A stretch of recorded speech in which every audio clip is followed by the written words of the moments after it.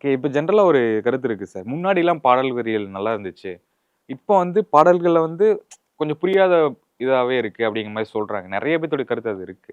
நீங்க அக்செப்ட் பண்ணிக்கிறீங்களா? As a லிரிசிஸ்ட்டா? இல்ல. அப்படியெல்லாம் அத நான் ஒத்துக்க மாட்டேன். ஏன்னா, எல்லா பாடலாசிரியரும் ஒரு ஒரு ஒரு வரிகளையும் ஒரு எல்லா வரிகளுக்கும் ஒரு அர்த்தம் இருக்கும். இப்ப நாமத்துக்குமார் சார் எழுதியிருப்பாரு, "கண் பேசும் வார்த்தைகள் புரிவதில்லை." கண்ணோட இதே நீங்க அப்படியே உள்ள போனீங்கன்னா, "கண்கள் இரண்டும் இங்கு உன்னை கண்டு பேசுமோன்னு" ஒரு வார்த்தை இருக்கும். இப்ப நான் வந்து பள்ளிக்கூடம் போனாலும் பாடம் நான் படிக்கலையே, பட்டாம்பூச்சி ஆனாலும் இன்னும் நான் பறக்கலையே அப்படி எழுதியிருப்பேன். அதாவது அதுக்கு ஒரு சவுண்ட் இருக்கும். ஒரு வார்த்தையோட ஒலி இருக்கும். அதுக்கு ஒரு பொருள் இருக்கும்.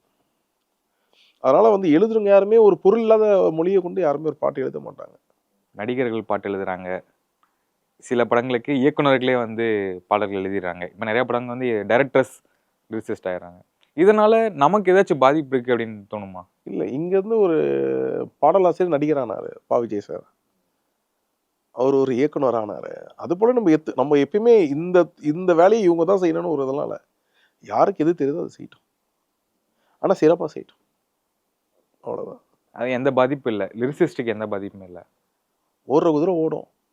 அப்படின்னு வாழ்க்கைய எடுத்து போட்டுருவேன் நானு. ஆ உங்களுக்கு யார் சார் ஃபேவரைட்டான ஒரு லிரிசிஸ்ட்? என்னுடைய குருநாதர் கண்ணதாசன் சார் தான். அவர நம்பி அவருடைய கற்பனை வளத்த ஆ முழுசா பருகிட்டு தான் நான் சினிமாக்குள்ளேயே வந்தேன்.